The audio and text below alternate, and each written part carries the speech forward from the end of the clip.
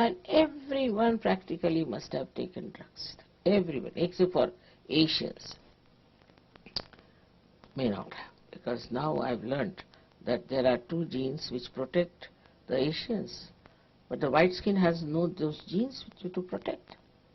The other day in the lecture I told them that there are two genes which are protective, found only among Asians, means Chinese and Indians. All the rest of the people don't have those genes which should protect them. So they are so vulnerable to all these nonsensical things that are going on, and they take to it so easily. I used to wonder how these educated, good people, I mean people of my husband's ranking, also were stupid like that. Every time they would bring a new wife. One day one of them brought a wife who was hardly about 20 years of age. This fellow is at least 70. I didn't know. My husband pinched me, said, that's his wife, all right? Don't call her a granddaughter. I used to drop bricks after bricks there.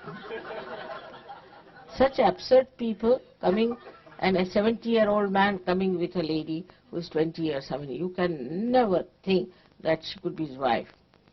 At the most, sister-in-law, at the most. But I thought she was the granddaughter, so he pinched me and told me that don't. This is it. You see, it's such a paradoxical world that if you come from Surge to this, you see what's going on. What are they doing? What's the matter with them?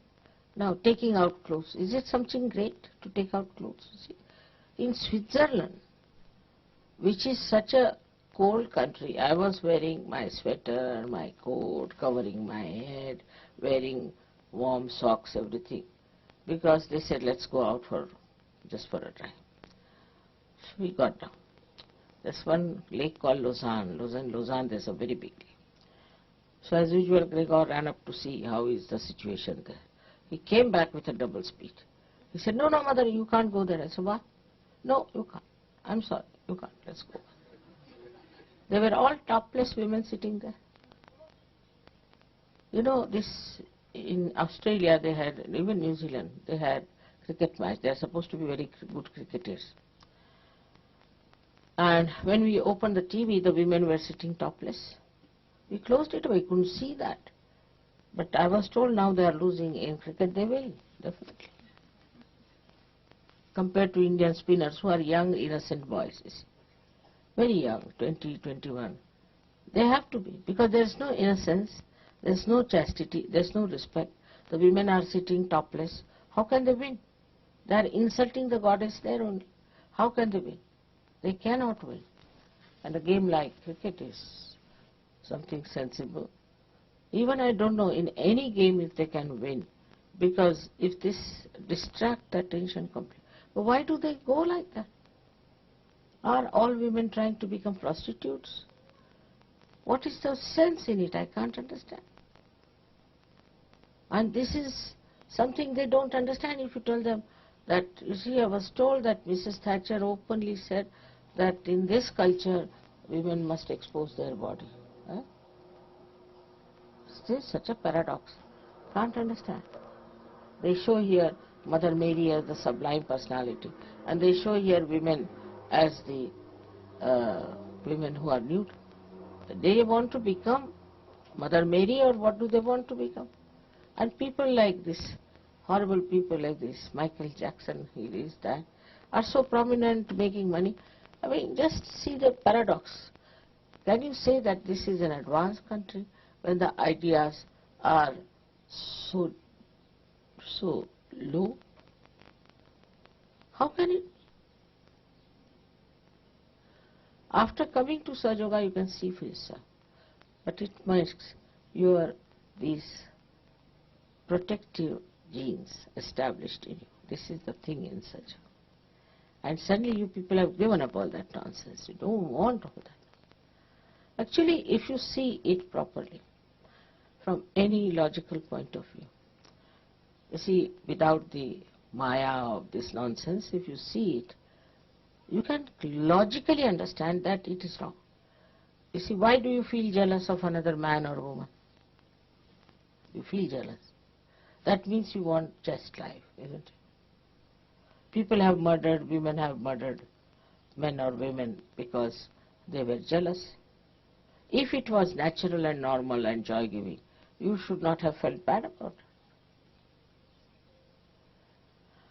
All these things should logically be understood, that why we don't like this happening. Or this happens to your own daughter, you may not like. Nowadays there are people who like it also to the daughters. But now going to that limit of things, like this one person say he has something to do with the daughter and the whole society is against it today. But maybe tomorrow with this Maya, this horrible devil Maya, which is anti-Maya, will work out, and maybe that nobody will mind it. It may be. If you people do not hold it right into your hands, the culture side of search, I don't know what's going to happen. If you read newspaper every day, you feel really dizzy, you don't understand in what Maya these people are lost. So it's an anti-Maya. Because Mahamaya has come, so anti-Maya has come. 50 years back or 60 years back, it was not that bad, I can tell you. Once in a while, people used to do something nonsensical. But now it is rampant. But it now has become a fashion. It's worse than that, is that accepted as a fashion. And if you are not in it, you are out. You have to be in the madhouse. You should see this clearly, because now you have come into the Maya of God. Maya also means loves. Love, the God's love. And in that your eyes should open out and see, what horrible things they are doing. What is this disco? You know, in India they brought the disco. And of course, some boys who were Muslims actually, were rich. And they carried young girls, because in disco the law was that you must bring a partner. Young girls who were adults, maybe not be adults also, and started giving them alcohol, drinking, and they got lost. The parents wouldn't accept them. They had to go to brothels, or they were sold out, or I don't know what happened to them. But that is the reaction in that country. It may be one day they will be accepted, one day we'll have the same thing, because it has such a overpowering effect. And that's why the Maya of God is such, all these beautiful things are there. So you can get lost with it, you can see it, you can picture it, you can paint it. But no, they are not. They are not interested. They'll make this also ugly. They'll make every picture ugly. They'll make every face ugly. So this is the anti-Maya that is there. And for that you need a Mahamaya to correct it and to solve the problem. The complete working of the divine depends on you people, wherever you are. How many you are is not the point. Wherever you are, how intense you are, how you want to work it out, how you want to put your attention to. It's very important how you are going to do it, because you people should understand the responsibility. This world is getting drowned, and I feel that at least 80% people will be finished. 10 would be hanging in between in limbo, I think. Really. And 10% will be Sajogis, the way it is moving in the West. Maybe in India, may not be, I can't say. India is very fast moving Sajoga. Also Russia and all these Eastern Bloc people are just jumping into it. I don't know how they have discovered me so easily. They say my face is evident. I don't know what makes them think.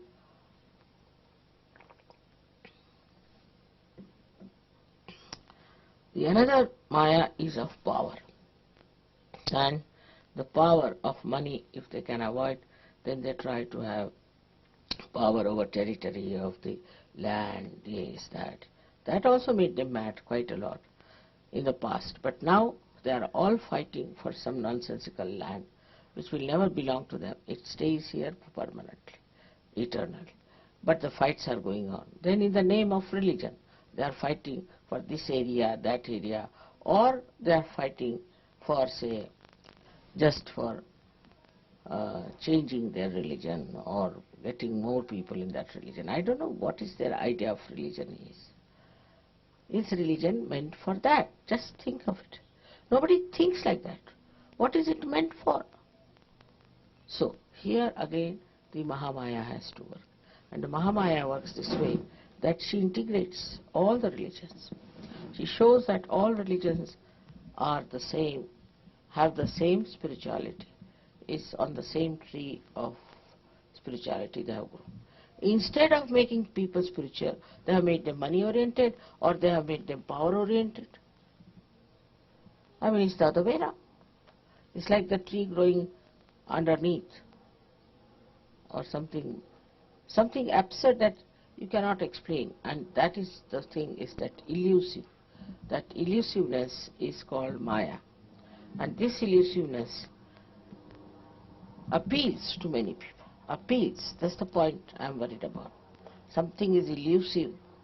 Then they go on running after that like a mirage. And ultimately they are destroyed. So what you see a picture just now is that at least so many 10% people will be saved at the most.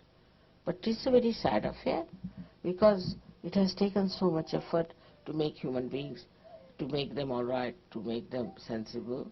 And now what you find is that they are going to be all finished.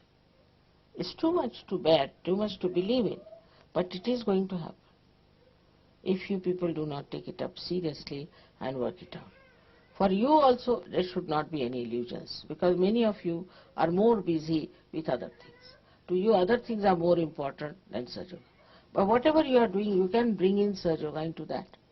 Into anything you can bring in Sahaja. I said in politics, in agriculture, in social life, in your jobs. Everywhere you can bring Sahaja. By your own behavior, by your own intelligence, you can bring in Sahaja into every field, which you have to think about. Where can we take Sahaja? Where can we work it out? And this is what is to get into the Maya of God, that you get rid of all the illusions which are false, which do not allow you to see the right thing.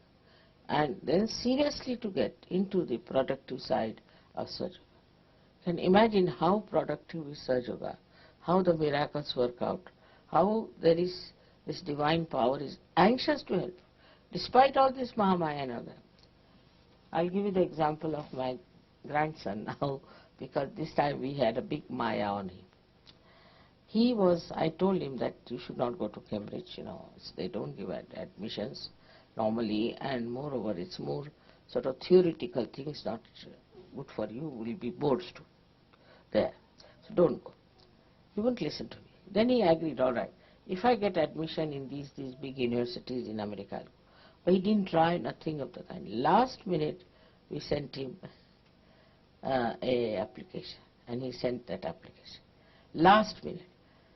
They said, you cannot come, this is that, you have to pay for this exam, that exam, and then he got a fright. You see, he learnt.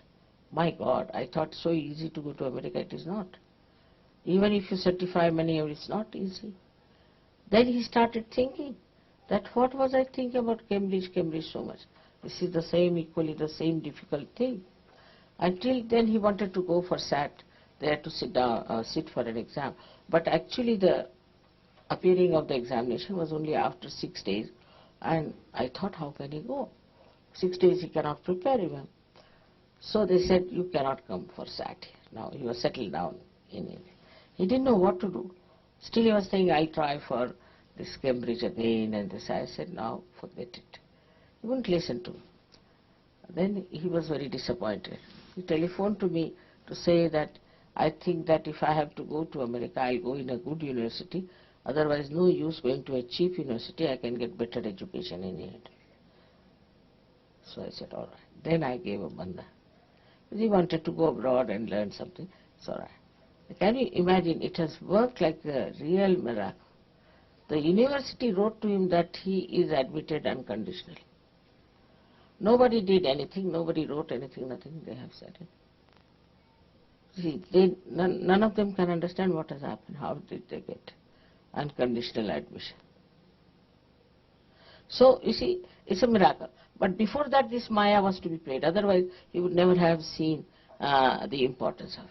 So in your lives also, such a Maya plays. When you do not want to do the right thing, all right, do it. You do this, all right, do that, do that. Ultimately, you learn a lesson.